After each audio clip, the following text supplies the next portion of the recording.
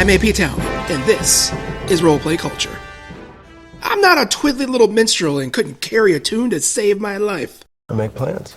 You've already made the plan, so... If the existing plan fails, I make a new plan. So you make plans that fail? No. He also plays the lute. Not relevant. And yet, the Bard might be my favorite class. These charisma-based full-casters are much beloved in 5th edition. They can be quite powerful with their magic.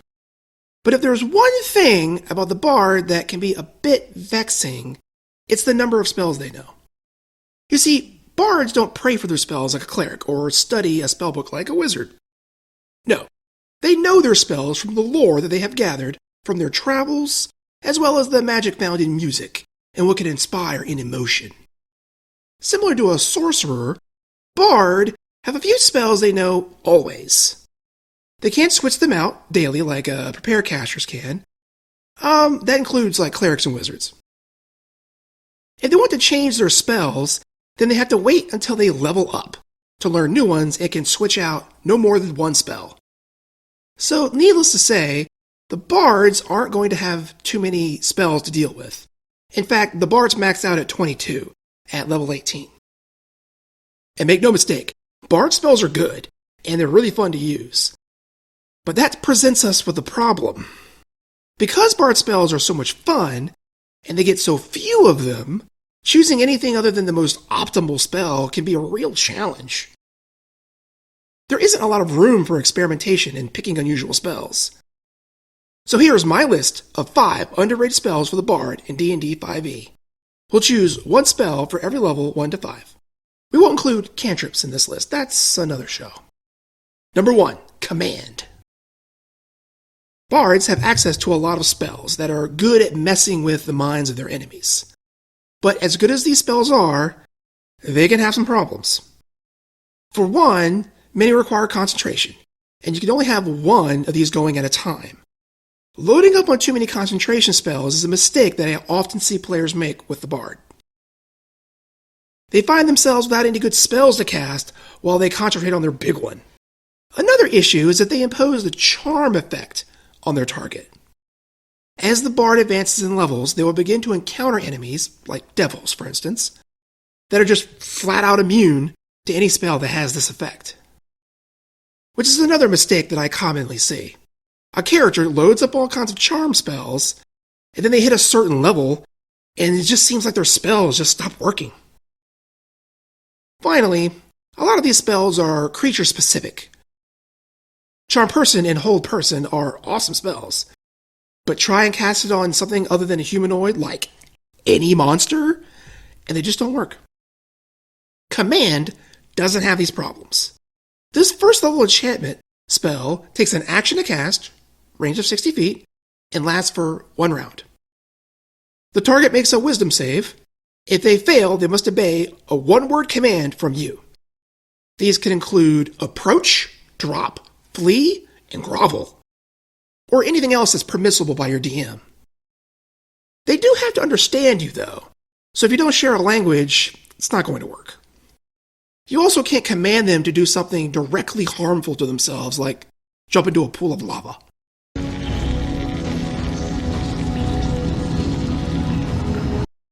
But otherwise, you can get very creative with this spell. My favorite is to force them to drop their weapon, or better yet, their spellcasting focus. And then you use your free object interaction and pick it up and away from them. Ha! Good times. This spell upcasts very nicely too. Every spell slot above first affects another creature. So you can cast a spell at higher levels and just make an entire group of bad guys run away. Because this spell doesn't require concentration, you can do some interesting combinations with it. Put an illusion over a pit that an enemy doesn't see, and then command them to approach so that they fall to their doom. Yep, never had that happen to me. Thanks, DM. Number 2, Enhance Ability.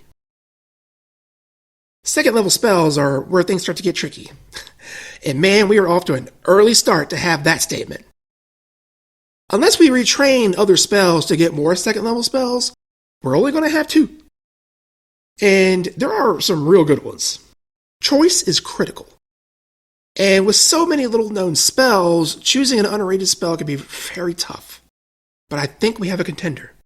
A Swiss Army knife of a spell that can serve us well. Enhance ability takes an action to cast, requires concentration, but it lasts for an hour. So you can get a lot of use out of it. You can do a variety of things with this spell, but essentially, when you cast the spell, you pick an ability like, say, Constitution, and you get advantage on any ability check using that stat. This includes saving throws, by the way. With mental stats like Wisdom, Intelligence, Charisma, that's pretty much all you get. But with the physical stats, Strength, Con, and Dexterity, you get a little bit more.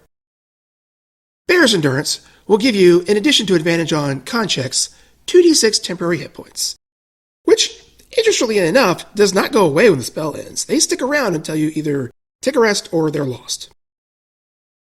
Bull Strength doubles your carrying capacity. Now don't scoff at this one. A lot of old school dungeons present challenges, not just to defeat the enemies and traps in the dungeon, but also present the problem of getting all the loot home safely. Cat's Grace negates the first 20 feet of falling damage. Pretty niche, but still useful in some situations. Often, you're probably going to use Bear's Endurance to give spellcasters advantage on their concentration checks, as well as some temporary hit points. Or, use Eagle Splendor on yourself to get advantage on charisma checks. I mean, bards are already going to be a fast-talking, schmoozing party animals that they already are, and then giving them advantage on those checks? I apologize, DMs of the world. But don't sleep on the other options. Putting Fox Cunning on the wizards so they get better at Dispel Magic and Counterspell is a good idea. This spell, like the last one, upcasts very well. Every level above second targets one more creature.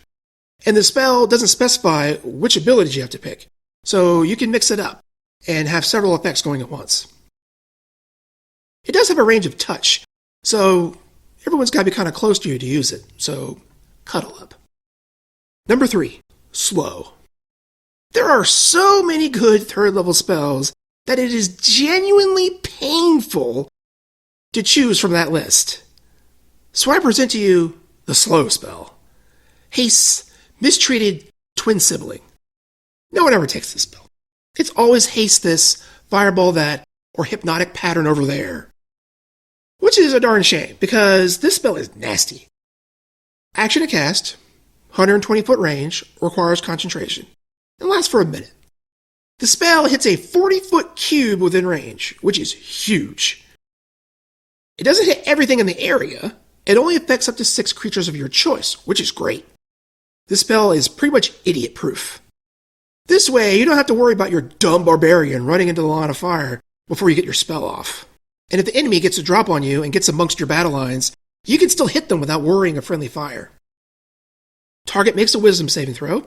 If they fail, they get to make additional saving throws at the end of their turns. And should they fail, they're in for a world of hurt. First, their speed is halved. And remember, in those situations, getting up from the prone position takes half your movement. So that's something to consider. They take a -2 to their AC and Dexterity saving throws.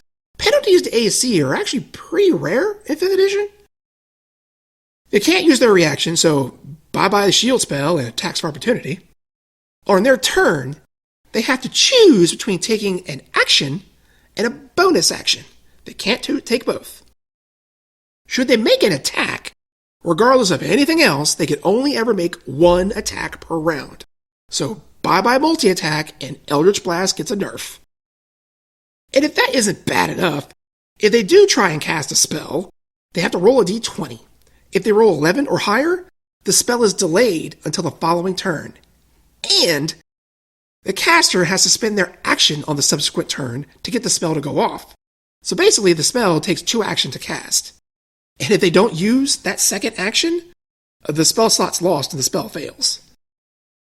You know all those Gish-type characters out there? You know, the ones who love swords and sorcery, blade singers, hexblades. They're going to hate this spell so much. Number 4, Hallucinatory Terrain. Most bards are going to take polymorph and never look back. And frankly, I can't blame them. But this spell has some interesting applications. One of the biggest problems bard players can run into is taking too many concentration spells. There are so many good ones on the Bard's list, and it's really tempting to just take them all. But you only have one going at a time, which means you might find yourself with a bunch of spell slots not being spent because you don't have spells to actually cast them with. Hallucinatory Terrain doesn't have this problem. It's a chunky spell with a lot of rules attached to it, and that might be why most people kind of just skim it and don't give it another thought. But this spell is kind of wild. It takes 10 minutes to cast, so you're not doing this during combat. But it lasts for an entire day, 24 hours, and no concentration.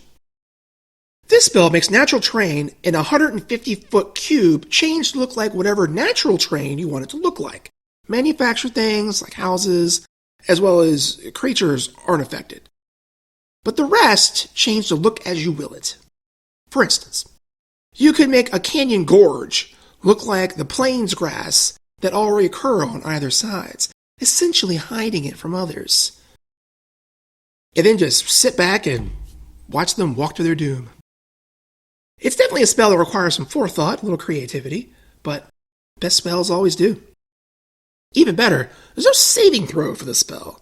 Enemies just believe it. If they interact with a part of the environment that has been changed, they can make an investigation check, not a saving throw, to disbelieve what's in front of them. It's a very insidious spell. Number 5, Seeming. Before we get into the spell, we need to address something. At 10th level, all bards, regardless of subclass, will learn 2 spells of 5th level or lower from any class via their magical secrets ability. We aren't going to consider those options here today. That's also another show. So that will leave us with only one choice for 5th level spells from the bard list, assuming we don't use magical secrets to pick up bard spells anyway, which is perfectly viable, many do. But this spell is kind of a secret, which is appropriate considering what it does. You hear other bigwig D&D players mention it occasionally on their own lists, like this one, but they never really talk about it, or mention why they picked it for their builds anyway. Well, I'm going to talk about it. I hope WotC's secret police doesn't kick down my door. This 5th level illusion spell takes an action to cast, has a range of 30 feet, and lasts for 8 hours with no concentration. This spell allows you to change the appearance of everyone within 30 feet of you. Everyone. No limit. And remember, no concentration, 8 hours. There are a few restrictions. Unwilling creatures get a charisma save to resist. Elsewise, no one else gets a saving throw to notice the people you've changed. They just accept it. You also can't make people exaggeratedly different, like no more than a foot taller or shorter. It's an illusion, so if someone touches an individual, they might notice that something is wrong. But even if they do, they don't get a saving throw. Instead, they only get to make an investigation check to notice something amiss. This spell can solve a lot of very annoying problems that characters might run into. Your bard gets all gussied up with something like Disguise Self spell to smooze your way into a members-only party, only for the rest of your idiot group to blunder around and blow your cover. Seeming can let you disguise your entire party and then some. Or better yet, cast it on a group of unsuspecting enemies while they sleep. The spell lasts a long while, so when they wake up, all they see is other members of your party that they've been hunting, and hopefully for you, they spend all their time tearing each other apart so that you don't have to. All jokes aside, with a little creativity and forethought, this spell can cause all kinds of shenanigans and solve a multitude of problems. Well, that's our list of 5 underrated spells for the bard in D&D 5e. Have you used any of these spells in your game? Tell me about it in the comments below. Are there any spells that I forgot on the list? If you want more of these videos, well then you're going to have to subscribe, ring the bell, smash that like button, share with your friends, and I'll see you in the parlor.